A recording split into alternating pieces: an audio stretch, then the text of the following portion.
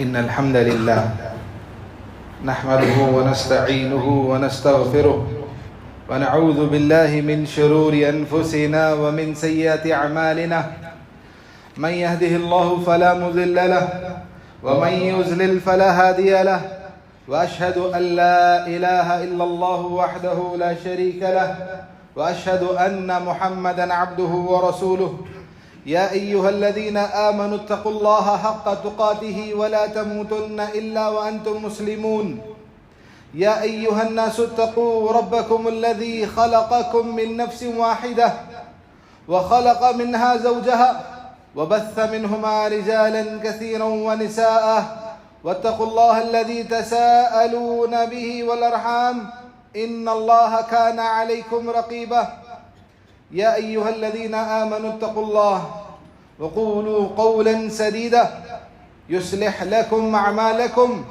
ويغفر لكم ذنوبكم ومن يطع الله ورسوله فقد فاز فوزا عظيما أما بعد فإن خير الحديث كتاب الله وخير الهدي هدي محمد صلى الله عليه وسلم وشر الأمور محدثاتها وكل محدثة بدعة وكل بدعة ضلالة وكل ضلالة في النار وقال تعالى فمن عفا واصلح فأجره على الله.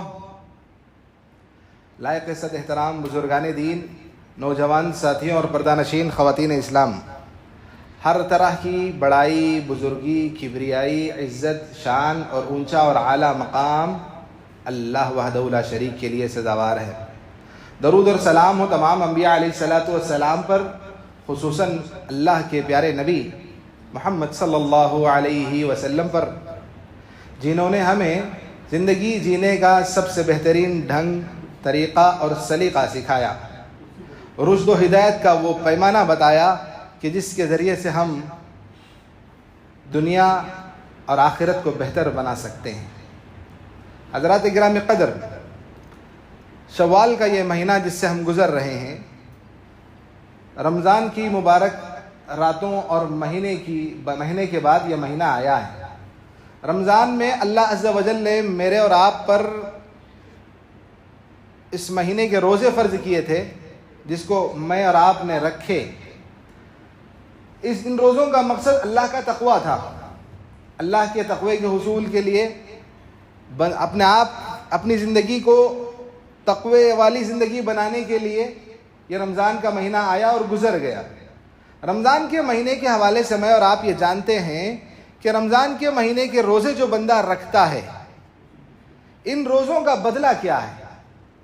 ان روزوں کا بدلہ اللہ کے نبی علیہ السلام کی وہ حدیث جس کو ہم جانتے اور سنتے رہتے ہیں کہ فَإِنَّ الصَّوْمَ لِي، روزہ بندہ میرے لیے رکھتا ہے، وَأَنَا أَجْزِي بِهِ، اور روزے کا بدلہ میں ہی عطا کروں گا. روزے کا کوئی خاص بدلہ کہ ایک روزے کے بدلے اللہ اتنا اجر دے گا، یہ اللہ نے واضح نہیں کیا، بلکہ یہ بتا دیا کہ اس کا اجر مجھ پر ہے. بندہ میرے لیے روزہ رکھتا ہے، تو جب میرے لیے بندہ روزہ رکھتا ہے تو میں اس کو جتنا چاہوں اجر دوں گا، یہ میرے اپنے اختیار میں ہے. تو یہ روزے کا اجر تھا جس کے متعلق میں اور آپ جانتے ہیں.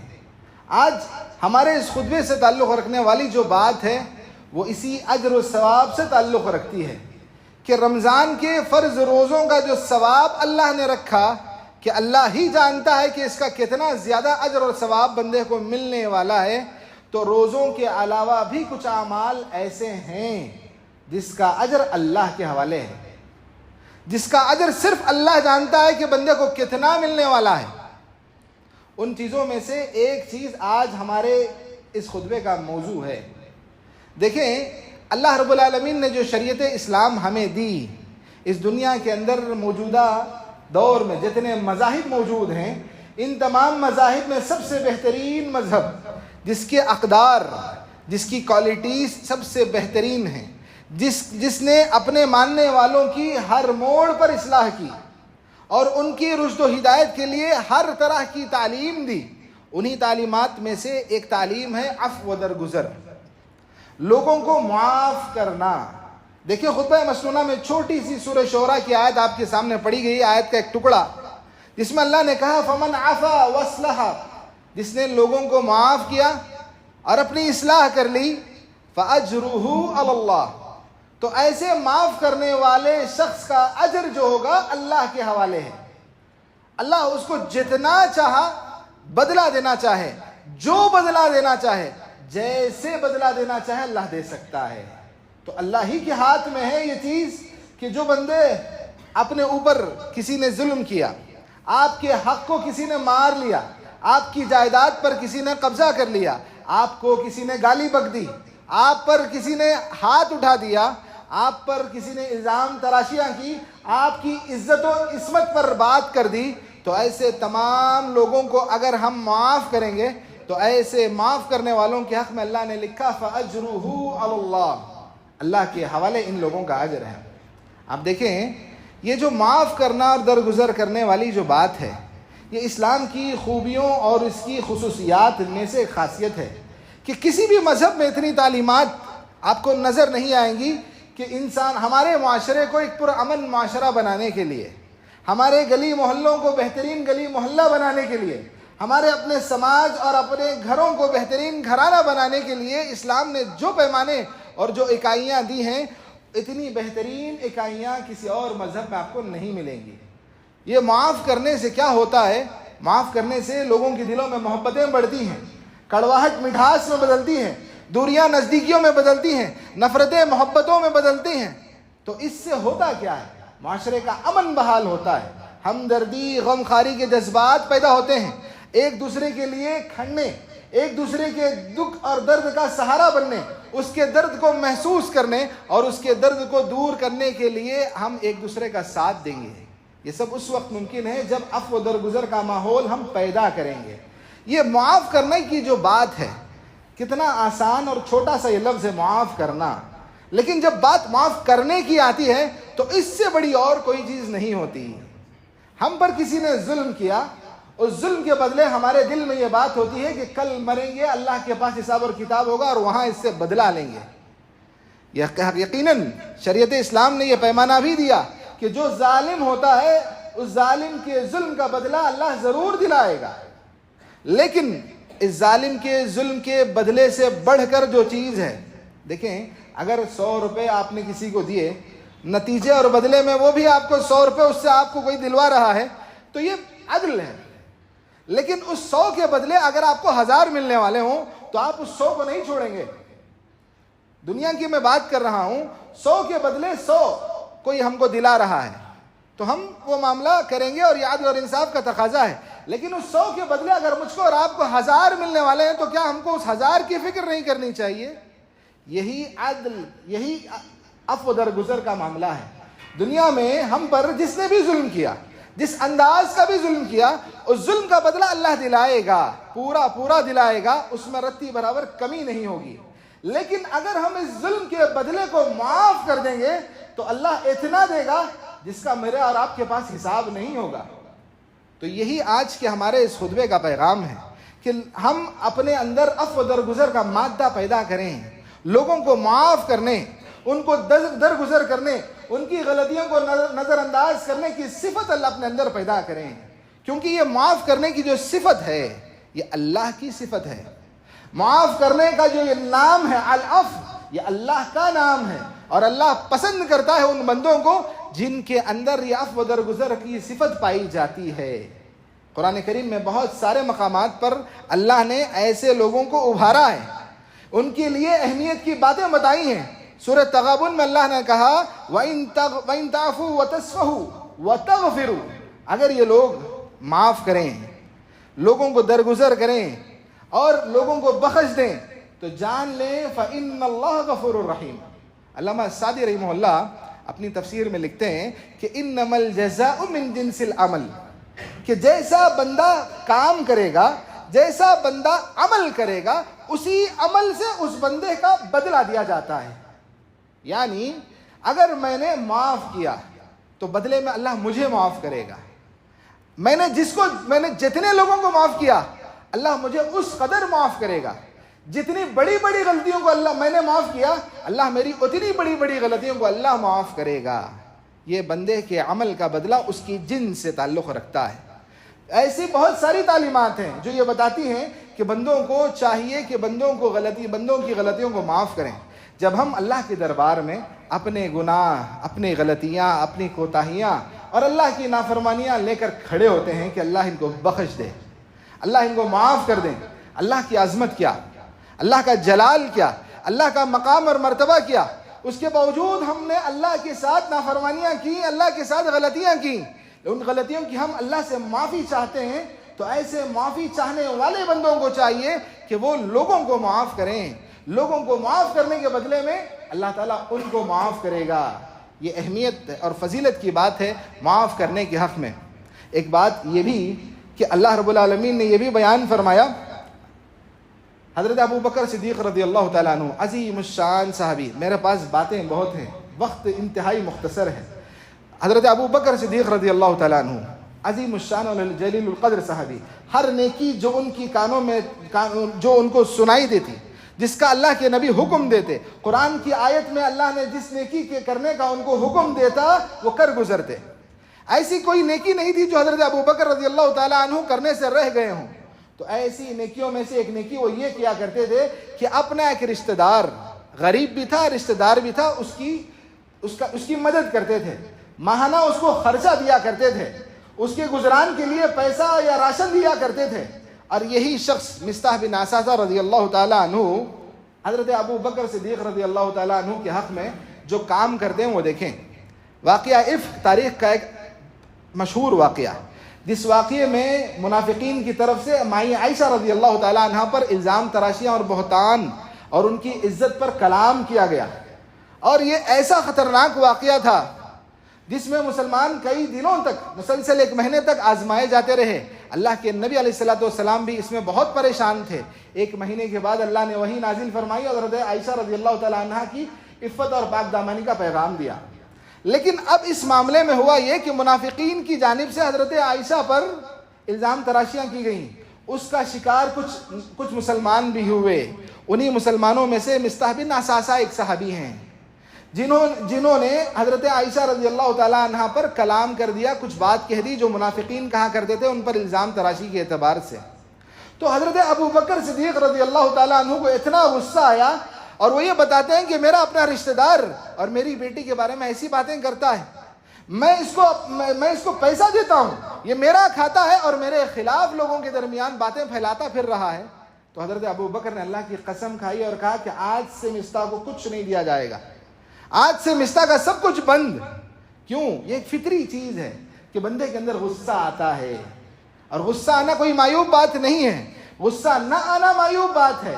ان محرمات اللہ کی نافرمانی کے کاموں کو دیکھ کر ہمارے دلوں میں غصہ نہیں آتا تو میرے اور آپ کے دل کا علاج کرانے کی ضرورت ہے، اپنی روح کی اصلاح کرنے کی ضرورت ہے۔ لیکن حضرت ابو بکر کو یہ جو غصہ آیا تھا یہ فطری غصہ تھا، آنا چاہیے تھا، آیا۔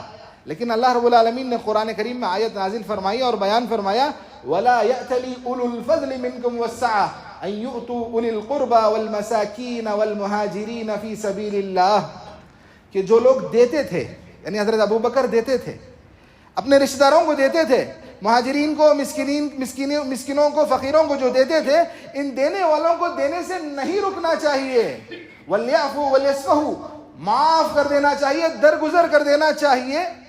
الا تحبون ان یغفر اللہ لکم، کیا یہ لوگ یہ پسند نہیں کرتے کہ اللہ ان کو معاف کر دے؟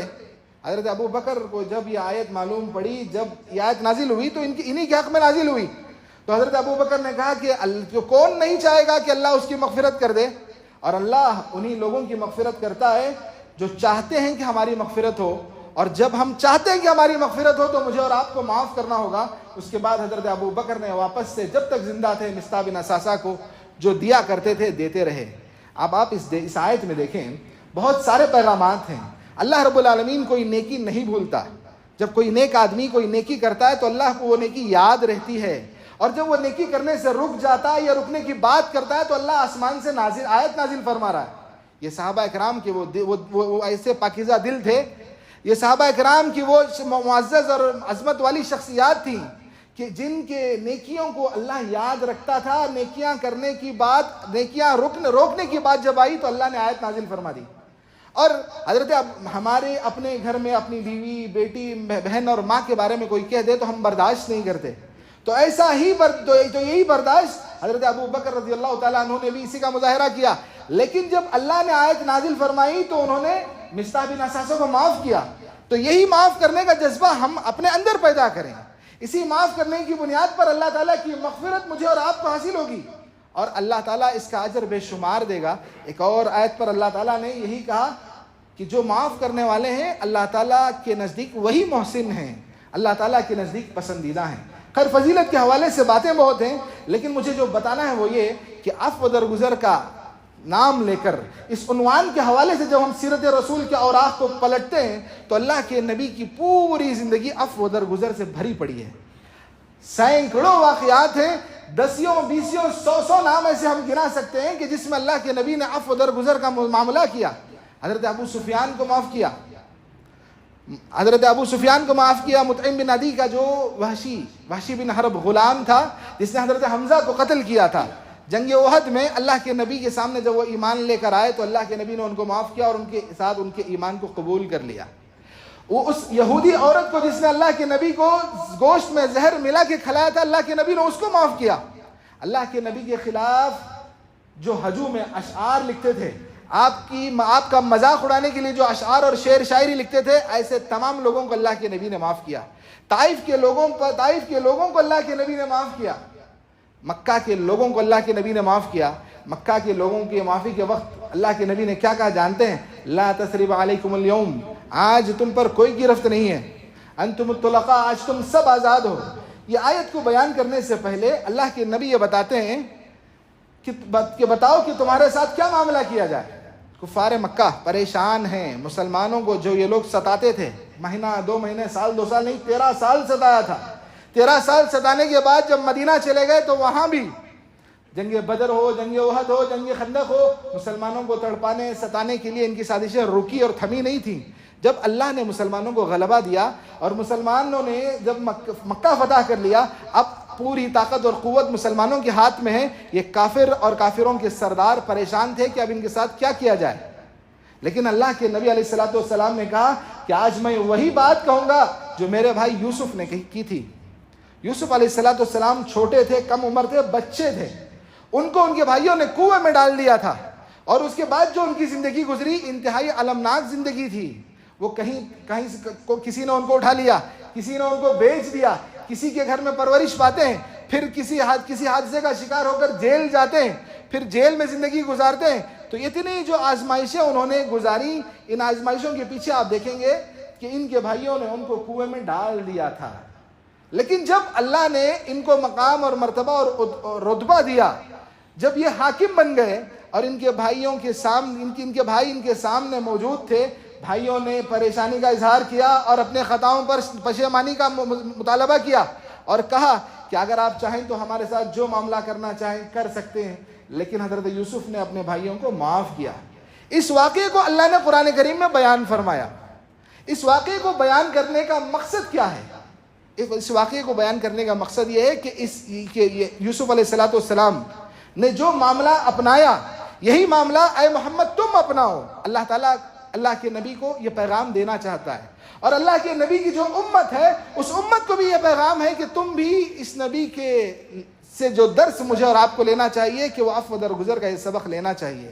تو اللہ کے نبی نے مکہ کے لوگوں سے کہا کہ میرے بھائی یوسف نے جو اپنے بھائیوں کو معاف کیا, آج میں تم تمام لوگوں کو معاف کرتا ہوں. اللہ کے نبی علیہ الصلوۃ والسلام کی زندگی میں ایسے بہت واقعات ہیں جو یہ بتاتے ہیں کہ اللہ کے نبی نے اپنی زندگی میں اپنے لیے کبھی انتقام نہیں لیا. صحیح بخاری کا ٹکڑا ہے. اللہ حضرت عائشہ رضی اللہ تعالیٰ عنہ بیان فرماتی ہیں, من انتقم رسول اللہ صلی اللہ علیہ وسلم لنفس فی شیء, اللہ کے نبی نے اپنے لیے اپنے خاطر کبھی کسی سے زندگی میں انتقام نہیں لیا. اللہ کے نبی نے جو کچھ انتقام لیا وہ اس بنیاد پر لیا کہ اللہ کے محارمات, اللہ تعالیٰ کے جو حرام کردہ منع کردہ چیزیں تھیں ان کی کسی نے پامالی کی تو اس کے خلاف اللہ کے نبی نے انتقام لیا, ورنہ کسی سے اللہ کے نبی نے اپنی پوری زندگی میں بدلہ نہیں لیا. صحابہ اکرام کے ساتھ اللہ کے نبی کے بعد سلف صالحین کی زندگیوں کا آپ پڑھیں تو معلوم ہوگا کہ وہ عفو درگزر کرنے میں کتنے آگے تھے. حضرت ابو بکر صدیق رضی اللہ تعالیٰ عنہ کے بارے میں ہم نے ابھی سنا. ابن تیمیہ رحمہ اللہ کے بارے میں آتا ہے کہ انہوں نے کتاب لکھی. ایک کتاب لکھنے کے بعد کچھ لوگوں نے ان کی کتاب کے خلاف اتنا زیادہ ان پر غصہ دکھایا کہ ایک جماعت بنا لی, اوباشوں کی, ہنڈوں کی ایک ٹولی بنا لی, اور ان پر حملہ کرنے کی تڑپ میں تھے. وہ چاہتے تھے کہ حضرت ابن تیمیہ رحمہ اللہ کو ماریں, اور وقت اور موقع پایا انہوں نے ابن تیمیہ رحمہ اللہ کو زد و کوب کیا اور زمین پر پھینک کر چلے گئے. جب یہ مسلمانوں کو, عام لوگوں کو معلوم پڑا اور بادشاہ تک یہ بات گئی تو سارے لوگ اس غصے میں تھے کہ کن لوگوں نے یہ کام کیا ہے ان کو اب چھوڑیں گے نہیں. ابن تیمیہ رحمہ اللہ لوگوں سے درخواست کرتے ہیں یہ میرا معاملہ ہے, اور یا پھر یہ اللہ کا معاملہ ہے, یا پھر یہ تمہارا معاملہ ہے. اگر یہ معاملہ میرا ہے تو میں اس کو معاف کرتا ہوں, اگر یہ معاملہ اللہ کا ہے تو اللہ اس سے جو بدلہ لینا چاہتا ہے, جیسے لینا چاہتا ہے لے سکتا ہے. اور تمہارا اگر معاملہ ہے تو میں تم سے درخواست کروں گا کہ اس کو ہاتھ مت لگاؤ. لیکن لوگوں نے ان کی کوئی نہ ایک بات نہ سنی, اور ان لوگوں کو تلاش کرنے اور جستجو میں ان کے پھرتے رہے. آپ دیکھیں گے کہ لوگوں کو وہ ہاتھ نہیں ملا جو حضرت ابن تیمیہ رحمہ اللہ پر جس نے ہاتھ اٹھایا تھا. لوگوں کو جمع کر جنہوں نے ان کو زد و کوب کیا تھا, وہ لوگوں کے ہاتھ نہیں ملا. کیوں نہیں ملا؟ کیونکہ امام ابن تیمیہ رحمہ اللہ نے خود اس کو اپنے گھر میں پناہ دے رکھی تھی. یہ ایسے اسلاف تھے. ثناء اللہ امرتسری رحمہ اللہ کے بارے میں آتا ہے کہ ایک آدمی نے ان پر جان لیوا حملہ کیا, کلہاڑی ان کے سر پر دے ماری, اور وہ ہسپتال پہنچ گئے, اور کلہاڑی مارنے والا جیل چلا گیا. جب ثناء اللہ امرتسری رحمہ اللہ کو معلوم پڑا کہ ان پر جان لیوا حملہ کرنے والا آدمی جیل چلا گیا ہے, تو اس کے گھر والوں کے بارے میں پتہ کیا کہ وہ بچے, اس کی بیوی کیا کھا رہے ہیں. اور جب تک وہ آدمی جیل سے باہر نہیں آیا اس کے گھر والوں کو یہ راشن پہنچایا کرتے تھے. عفو درگزر کا یہ معاملہ صاحب, یہ اسلاف امت میں سے بہت ساری مثالیں آپ کو ملیں گی, بہت ساری مثالیں ایسی ملیں گی آپ کو. امام ذہبی رحمہ اللہ نے تاریخ اسلام میں ایک اتنا پیارا واقعہ نقل کیا ہے کہ انہوں نے لکھا کہ ایک آدمی ایسا تھا جس کے بارے میں یہ مشہور تھا کہ وہ اتنا نیک تھا کہ لوگ جس کے بارے میں یہ کہا کرتے تھے کہ وہ لوگ اس کو ستاتے تھے, اس پر ظلم کرتے تھے, لیکن جب معاف کرنے کی بات آتی تو وہ لوگوں کو یہ کہہ کر معاف کر دیتا کہ گزری ہوئی باتوں کو یاد نہیں کیا جاتا, اور کہہ کر لوگوں کو معاف کر دیتا. تو کسی نے اس کے بارے میں یہ خواب میں دیکھا کہ اس کو پوچھا جا رہا ہے کہ اللہ نے تمہارے ساتھ کیا معاملہ کیا اس کی وفات کے بعد. تو یہ کہتا وہ خواب میں یہ بتاتے ہیں کہ اللہ نے میرے ساتھ یہ معاملہ کیا کہ اللہ نے مجھے اپنے سامنے کھڑایا اور کہا کہ اے مسعود, کہ گزری ہوئی باتوں کو یاد نہیں کیا جاتا, اور فرشتوں کو حکم دیا کہ اس کو جنت میں داخل کر دیا جائے. جو زندگی گزر گئی اور زندگی میں تم نے جو کچھ کیا وہ اس بنیاد پر معاف ہے کیونکہ تم لوگوں کو دنیا میں معاف کیا کرتے تھے. یہ اسلاف امت کے بہت سارے واقعات ہیں. ان واقعات نے مجھے اور آپ کو جو پیغام لینا چاہیے وہ یہ کہ ہم اپنے اندر عفو درگزر کا مادہ پیدا کریں. غلطی ہوتی ہے, بیوی شوہر کو معاف کرے, شوہر اپنے بیوی کو معاف کرے, والدین اپنے بچوں کو درگزر کریں, بھائی کو معاف کرے, بھائی بہنوں کو معاف کریں, اور بہن بھائیوں کو معاف کریں. کوئی مالک اپنے نوکروں کو معاف کرے, کوئی پڑوسی کسی پڑوسی کو معاف کرے, کوئی کاروباری پارٹنر ہوں تو دوسرے پارٹنر کو معاف کریں. کیونکہ اس معاف کرنے کی بنیاد پر اللہ جو دے گا اس کا حساب نہیں ہے. امام احمد بن حنبل رحمہ اللہ, وقت کے امام, اتنا بڑا نام کہ آج بھی لوگ ان کے فتووں کی ان کی اہمیت دیتے ہیں, ان کے اپنے مقام اور رتبے کا آج بھی احترام اور قدر کرتے ہیں. اور انہوں نے اپنے دور میں ان پر معتصم باللہ نے جو مظالم, بادشاہ تھا, وقت کا حکمران تھا, اس کے باوجود بھی امام احمد بن حنبل رحمہ اللہ پر اس نے جو مظالم ڈھائے, اس بنیاد پر کیونکہ امام احمد بن حنبل رحمہ اللہ حق پر تھے. ان کا فتویٰ تھا کہ اللہ کا جو قرآن ہم پڑھتے ہیں یہ مخلوق نہیں ہے, اللہ کا کلام ہے, اللہ کی کہی ہوئی باتیں ہیں, اور اللہ رب العالمین کی پیدا کی ہوئی چیز نہیں ہے. یہ ان کا موقف تھا. اس موقف کو اختیار کرنے کی بنیاد پر ان کو جو ذلیل کیا معتصم باللہ نے, ان کو گدھے پر بٹھا کر گھماتا تھا, ان پر کوڑے برساتا تھا, ان کو ہر طرح سے ذلیل کیا اور لوگوں میں مشہور کیا, بدنام کیا. لیکن ایک موقع پر امام احمد بن حنبل رحمہ اللہ درس میں یہ آیت سناتے ہیں وَجَزَاءُ سَيِّئَةٍ سَيِّئَةٌ مِثْلُهَا کہ برائی کا بدلہ ٹھیک ٹھیک برائی ہی ہے. یعنی کسی نے ہمارے ساتھ برا کیا تو ہم کو اختیار ہے کہ اتنا ہی اس کے ساتھ بدلہ لیا جائے. یہ شریعت کا پیمانہ ہے. ایک عدل ہے، ایک ظلم ہے، اور ایک ہے فضل. یہ تین پیمانے ہیں جس کو شریعت نے ہمارے لیے دروازے کے طور پر کھولا ہے. اگر جس نے ہمارے ساتھ ظلم کیا تو ہم کو اختیار ہے کہ اتنا ہی بدلہ ہم اس سے لیں. یہ عدل ہے، برابری کا بدلہ برابری کے ساتھ. ایک بات ہے کہ جتنا ہم کو کسی نے ایک مار مارا ہم نے اس کو 2 مار مارے تو یہ ظلم ہے، اس سے شریعت نے ہم کو روکا ہے. اور ایک چیز ہے فضل، کسی نے ہم کو 1 مار مارا اور ہم نے اس کے بدلے اس کو معاف کر دیا، یہ فضل ہے. تو اللہ رب العالمین یہ بتاتا ہے کہ وَجَزَاءُ سَيِّئَةٍ سَيِّئَةٌ مِثْلُهَا کہ برائی کا بدلہ برائی کے برابر ایک ہے. فَمَنْ عَفَا وَأَصْلَحَ جس نے معاف کیا اور معاف کر کر اپنی اصلاح کر لی فَأَجْرُهُ عَلَى اللَّهِ تو اس کا بدلہ اللہ کے حوالے ہے. انہ لا یحب الظالمین اللہ تعالیٰ ظالموں کو پسند نہیں کرتا جو لوگوں کو معاف کرنے کے بجائے اس سے زیادہ بڑھ کر ان سے بدلہ لیتے ہیں. یہ آیت کریمہ حضرت امام احمد بن حنبل رحمہ اللہ کو اتنی یاد آئی کہ وہ رات بھر روتے رہے اور سجدے میں سر رکھ کر معتصم باللہ کو اس نے جو ظلم ان پر کیا تھا معاف کر دیا، صرف اس آیت کی بنیاد پر کہ اگر میں معاف کر دوں گا تو میرا اجر اللہ دے گا، اگر میں معاف نہیں کروں گا تو اللہ تعالیٰ مجھے بدلہ دلائے گا، لیکن اتنا ہی بدلہ دلائے گا جتنا اس نے مجھ پر ظلم کیا. لیکن اگر میں معاف کر دوں تو مجھے کتنا بدلہ ملے گا. اسی اہمیت کے خاطر عفو درگزر کو مجھے اور آپ کو اپنانا چاہیے کہ اگر ہم بدلہ لینا چاہیں تو شریعت نے اس کی گنجائش رکھی ہے، لیکن معاف کر دیا تو اس کا بدلہ جو اللہ دے گا وہ اللہ ہی جانتا ہے. اللہ سے دعا ہے کہ اللہ تعالیٰ مجھے اور آپ کو کہنے سننے سے زیادہ عمل کرنے والا بنائے، اسلامی اقدار کو اپنانے، اسلام کی جو بہترین خصوصیات اور کوالٹیز ہیں اس کو دنیا میں پھیلانے والا بنائے. ہم میں سے جو پریشان ہیں اللہ تعالیٰ ہماری پریشانی کو دور فرمائے، جو بیمار ہیں اللہ تعالیٰ ہماری بیماری کو شفا یابی سے بدلے، جن کا انتقال ہو گیا اللہ تعالیٰ ہم تمام کی مغفرت فرمائے. فلسطین کے مظلوم مسلمانوں کو اللہ تعالیٰ صبر عطا فرمائے، ان کے میتوں کو اللہ تعالیٰ شہداء کا مرتبہ عطا فرمائے. اقول قولی هذا استغفر الله لي ولكم ولسائر المسلمين من كل ذنب فاستغفروه انه